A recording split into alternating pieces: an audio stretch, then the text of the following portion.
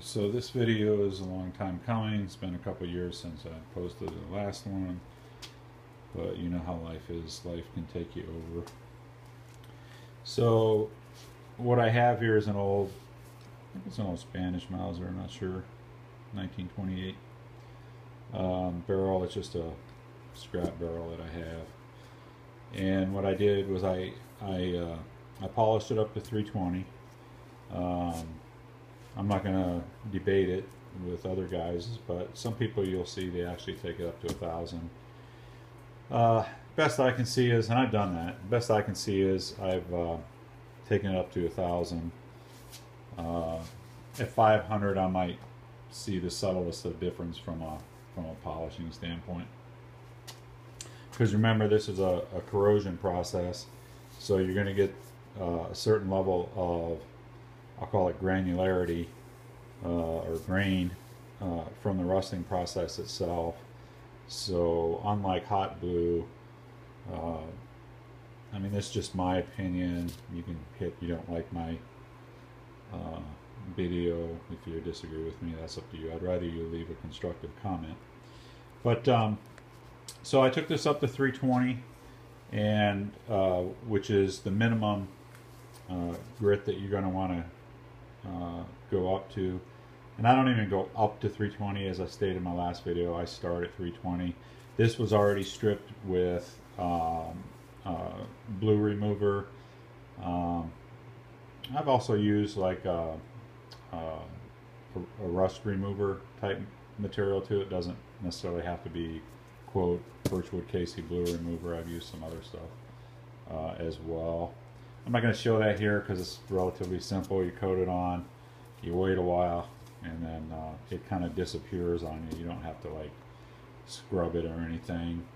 When the bluing is all gone, what I do is take a mixture of baking soda and water. I don't know what the acids are for the other materials that they're using in the rust remover. I assume it's just acid as well. But whatever the process is, the materials that they're using, I want to stop that process from occurring because I don't have control over that process. With something like this acid, Pilkington's in this case, this is made to rust blue. The other acid might be too mild or too strong, whatever the case is. So I want to stop that acid from affecting this. So I'll literally wash it down with baking soda and water. You'll see that I told you before that I use brake cleaner, so you'll shoot it again with brake cleaner to get any residual oils off. Getting the residual oils off with brake cleaner is really important because as you'll see in a second, I'm going to stroke this with some acid, and if there's any oil on it, you'll have a nice perfectly smooth stroke of acid that you can see in the light. That's why I have this light here, so that I can physically manipulate it and see what kind of coating I got. But in general, after you get a feel for it,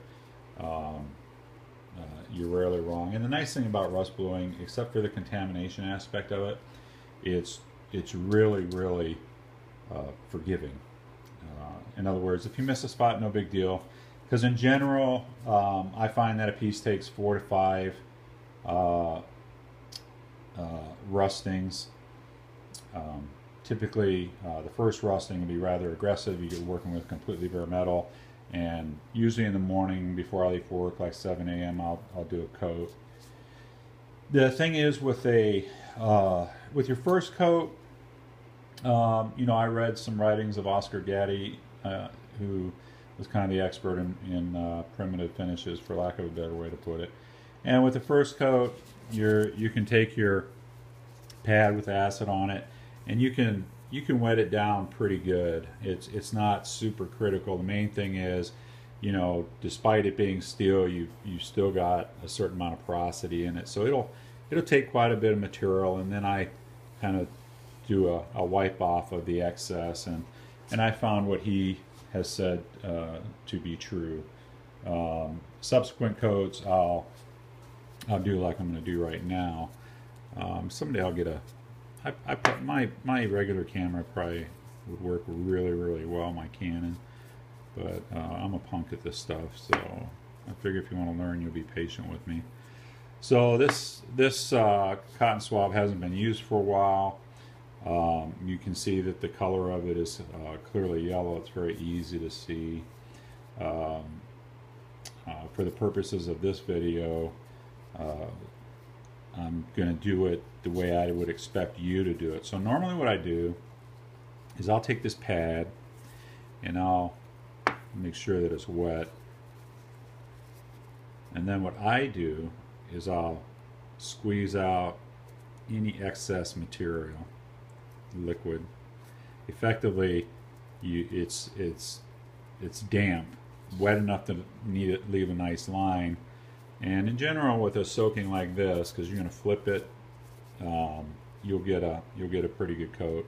I can't pick the piece up because I'm holding the camera with my hand, but I always start with, when you get in the nooks like this, you got this nice cut edge, so you can kind of start inside there, because you really want to get down in that kind of crack. And then this is really the way you'd swipe it. Nothing more significant than that. And then of course you would rotate it and physically do it again. Now at this point, what you're going to want to do is you're going to pitch this thing up so that you can see if there's any pooling, which would indicate some degree of oil. An example of that is right here. I don't know if the camera's picking it up real good, but you can clearly see there's oil in that spot. Now, what you can do, because I only shot it down once with brake cleaner, this was just sitting behind the bench. If it was a small spot, I wouldn't necessarily sacrifice the entire process for that one small spot. In this case, it's rather large. You could still put it in the humidity box, because you could go along and do something like this and have a really nice completely covered finish, and except for that one small area of concern, you know you're going to have to deal with that spot later, which would be the next completed rusting. Or you can literally just start all over from the standpoint of hitting again with brake cleaner or degreaser or whatever product you want to use to do it, and get that material to go away. So also what you'll see is as this thing starts tacking up, the barrel will start getting kind of a haze to it. It'll be very obvious where the acid has already begun to work. That high gloss finish that you have will start to get kind of a haze to it. And even, I don't know that I characterize it as purple, but more of a gray, a weathered gray look. If you have something like this, like on the barrel, where you have some rusting, believe it or not, that's not a big deal. The issue with rust in that area is that you don't want pitting. Happy land would be that you didn't have pitting. The main thing is that you've taken the time to prep this surface just like you would have the rest of the barrel, that's clean, so that you have a nice smooth surface that's consistent with the other surfaces of the barrel. Regardless of the rust being there, it simply doesn't matter. That, as long as it's not pitted, that surface area will rust up just like the other surface does. If you have pitting, that's unacceptable. You're gonna have to get some elbow grease out, or even possibly even draw file it. it just takes a lot of elbow grease and a lot of technique, and it's not hard. I mean, I've done it a few times, and you know, I like working with metal, so it's not a big deal. I think what will surprise you is how good your eye is at capturing imperfections, how good your fingers are at capturing surface irregularities, things like that. And so don't panic if you have a rusty barrel. And the delight of this of the rust bloom process is that you're going to take something that was literally looked terrible and was probably the cheapest thing at the gun store rack, and you're going to turn it into something that is absolutely and brilliantly beautiful. Back to the degreasing. Once this barrel is properly degreased, we'll put it in the humidity box. And I showed that in my last video, but I'll take you over there and show it now, because I want to kind of, since I'm not going to clean this now, I just want to show you what I do. I got these old pieces of wire, and I'll hang it in the box, usually from that very spot right there. So and you'll have a hook for everything. If you don't have a hook, you'll have a basket. So let's just assume that this entire barrel is all rusted, and after the video I'll go ahead and do that. Hopefully my garage heater's not making too much noise. Now, if you have a really long barrel, this might not work super well, and in this case that is going to indeed be the case. So what I'll do is I'll nest it just inside the box like that. Now, we talked a little bit about the humidity box prior. Mine happens to be made out of metal. Personally, I would highly recommend making it out of wood. Mine's rather large. I'd say it's about 2 feet wide, 2 feet deep, and I don't know, a little over 36 inches high. And the reason I recommend making them out of wood is because you won't deal with the condensate quite as much as you would with metal. I could insulate this. I have a piece of like rubberized felt on top of this one. The big thing is you don't want to get a bunch of condensation up on the ceiling. You know, obviously warm air hitting cold air or warm steam hitting cold surfaces will create condensate. From the wall perspective of condensation, I don't care.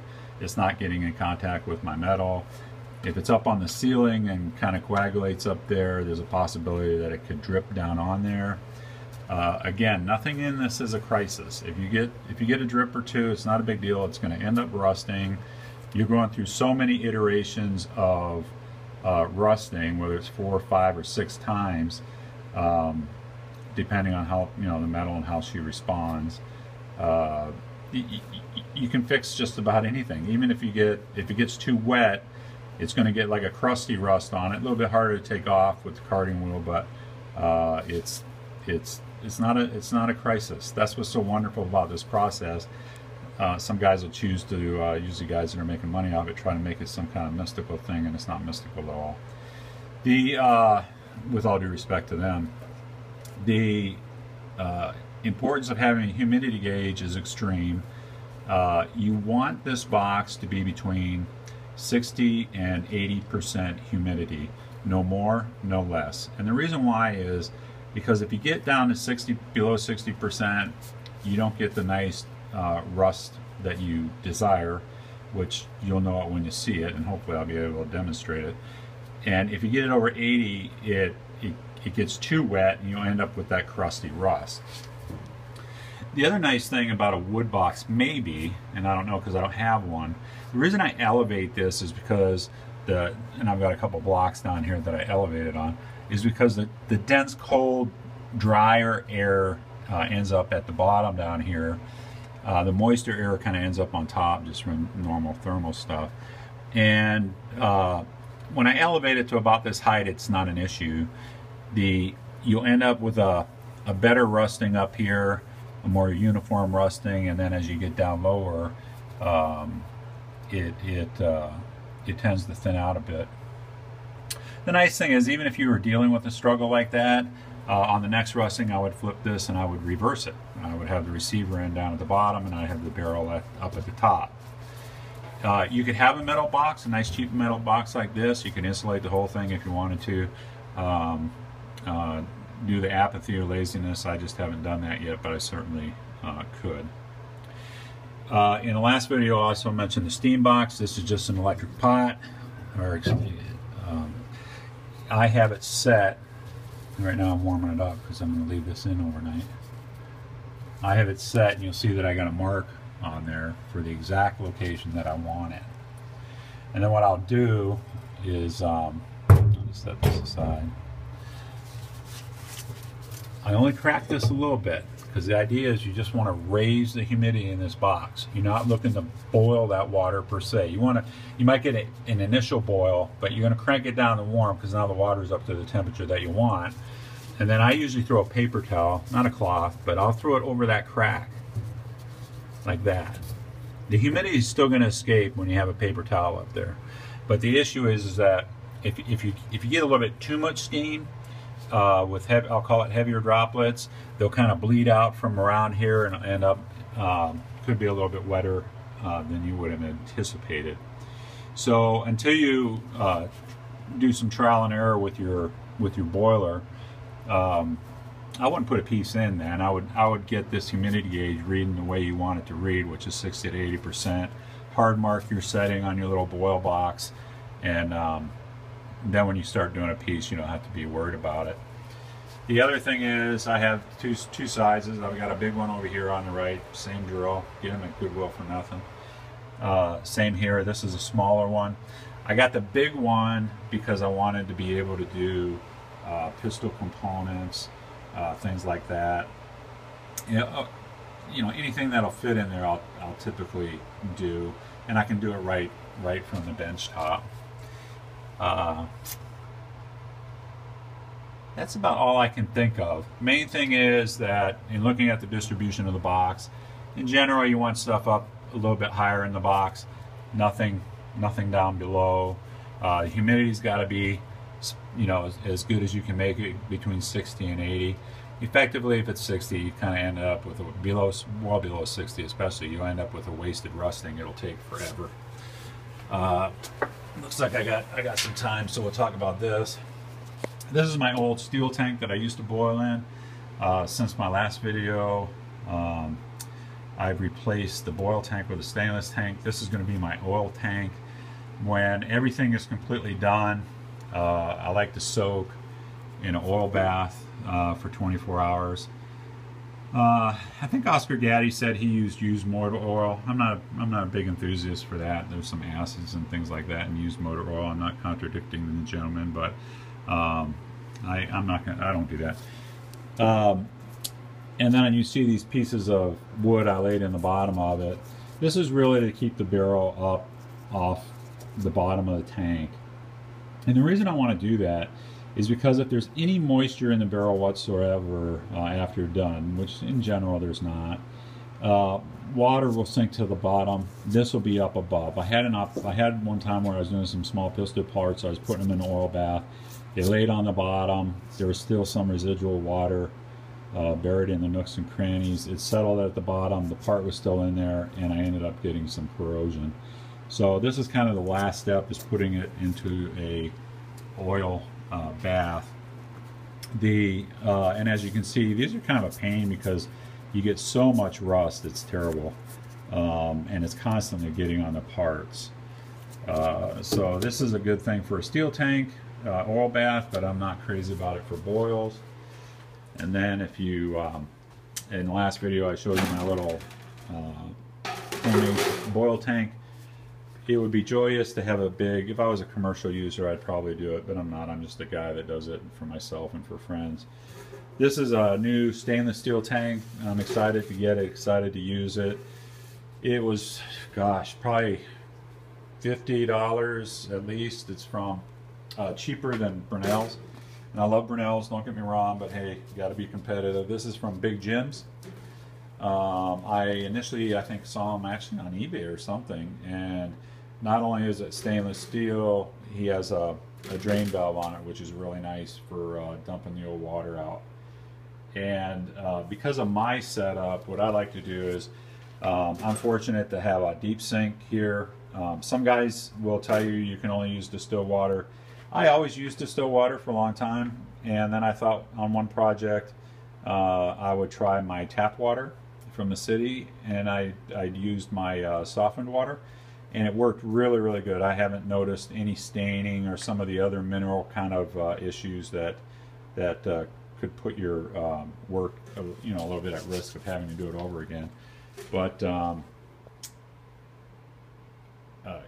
my tap water is clean, my softened water is good. I'm not buying tap water anymore.